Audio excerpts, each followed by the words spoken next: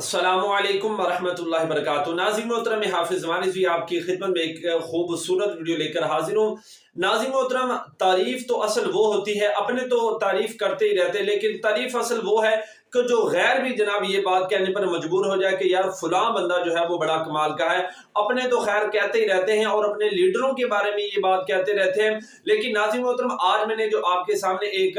Video رکھنی ہے جناب دیوبند کے ایک عالم دین اور جناب اپنے بھرے مجمع کے اندر جناب انہوں نے کس طرح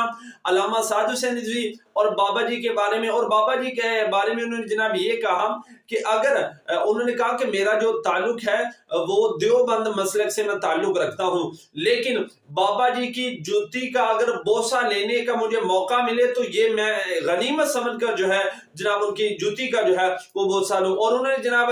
یہ بھی کہا، انہوں نے کہا کہ جناب انشاءاللہ بہت جلد جو ہے علامہ حافظ سعد حسین رضوی صاحب کو میں اپنی مسجد کے اندر بلانے والا ہوں۔ جی کیا ناظرین محترم،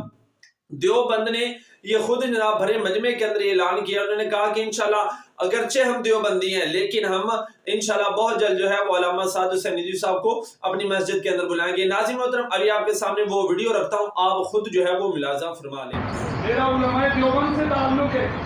مگر یقین کریں ان کی زندگی شاید اتنی تھی، انشاءاللہ جب ان کے بیٹے کو میں اپنی مسجد میں بلا رہا ہوں، میں ان کو بلا رہا ہوں، اس لیے کہ علامہ خادم رضوی کے یقین کریں اس کے جوتے کو بوسہ دینا میں اپنے لیے